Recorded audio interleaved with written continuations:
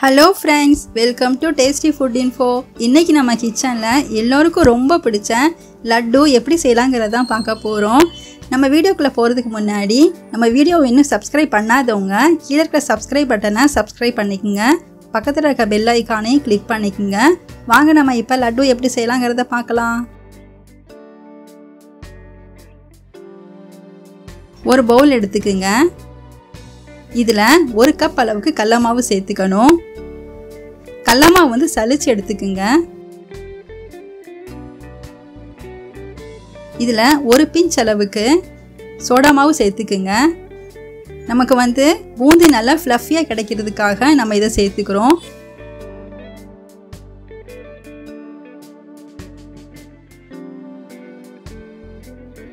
Food colour ஒரு 2 pinch எடுத்து கொஞ்சமா தண்ணி சேர்த்து இது கூட சேர்த்துக்கணும்.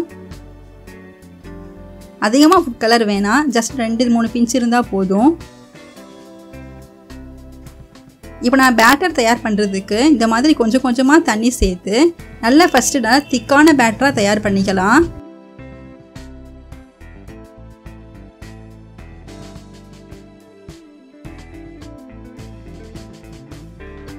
இப்போ பாத்தீங்கன்னா நமக்கு வந்து பபிள்ஸ் எதுவுமே இல்லாம நல்லா திக்கா இருக்கு நமக்கு.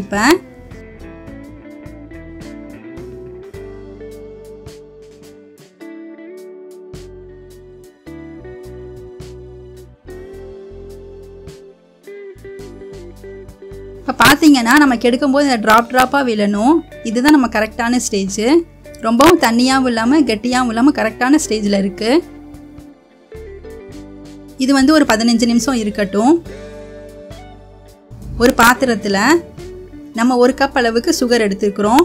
எந்த கப்ல வந்து கடலை மாவு எடுத்தோமோ அதே கப் அளவுக்கு நம்ம சுகர் எடுத்துக்கணும். அது நமக்கு கரெக்டா இருக்கும் இனிப்பு.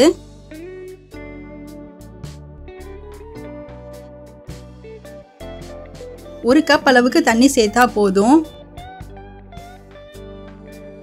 ஒரு ஏலக்காவை சேர்த்துக்குங்க. கைவிடாம இந்த மாதிரி ஃபுல் ஆன்ல வச்சுக்கிட்டு ஒரு 10 நிமிஷம் நல்லா கிளறி விட்டுக்குங்க. இப்ப பாத்தீங்கன்னா நல்லா கொதிச்சு வருது.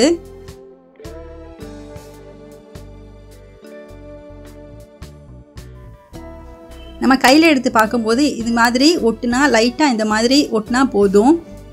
கம்பி பதம்லாம் இதுக்கு வேணாம்.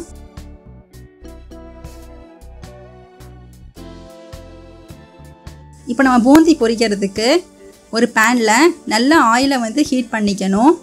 இந்த மாதிரி ஓட்டையா இருக்கிற அரிக்கரண்டில ஒரு கரண்டி அளவுக்கு மாவு சேர்த்து இந்த மாதிரி போட்டவனே தட்டி தட்டி விடுங்க. கையிலேயும் தட்டி விட்டீங்கன்னா சின்ன சின்ன பூந்தியா விழுகும். ஃப்ளேம் வந்து சிம்லே தான் இருக்கணும். அப்பதான் நமக்கு வந்து பூந்தி நல்லா கரெக்டா கிடைக்கும்.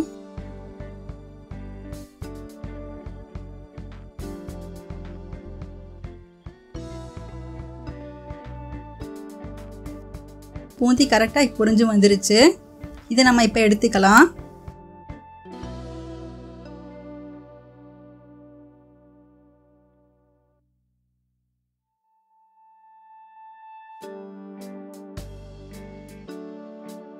இந்த மாதிரி சல்லடையில வச்சு நீங்க சலிச்சு எடுத்தீங்கன்னா எக்ஸஸா இருக்கிற ஆயில்லாம் வந்து நமக்கு கீழே சேர்ந்துரும். இந்த மாதிரி எல்லா பூந்தியும் பொரிச்சு எடுத்துக்குங்க. ஒரு சின்ன பேன்ல 2 டீஸ்பூன் அளவுக்கு கீ சேர்த்துக்குங்க. இதுல நம்ம இப்ப கேஷ்யூவை ஃப்ரை பண்ணி எடுத்துக்குங்க.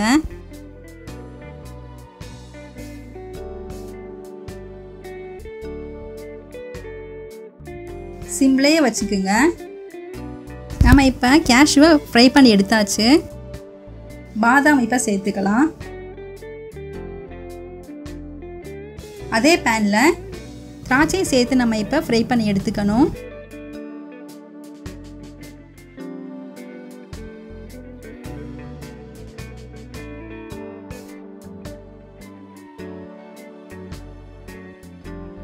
பாத்தீங்கன்னா பூந்தி எல்லாம் தயார் பண்ணி வச்சாச்சு. சுகர் சிரப் வந்து ஆறி இருந்துச்சுன்னா லைட்டா வந்து ஹீட் பண்ணிக்கோங்க.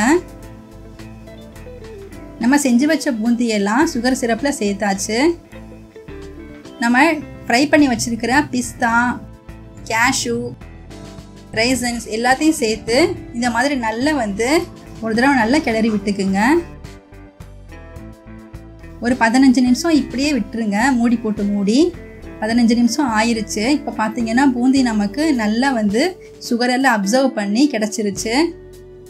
சின்ன உருண்டையாக உருட்டி கையில் இப்படி செஞ்சிங்கன்னா நமக்கு வந்து லட்டு வந்து தயாராகி வந்துருச்சு. இதே மாதிரி நீங்களும் ரொம்ப சிம்பிளானது தான். இதே மாதிரி நீங்களும் உங்கள் வீட்டில் லட்டு ட்ரை பண்ணி பாருங்கள். மறக்காமல் நம்ம சேனலுக்கு சப்ஸ்கிரைப் பண்ணுங்கள். Thank you friends.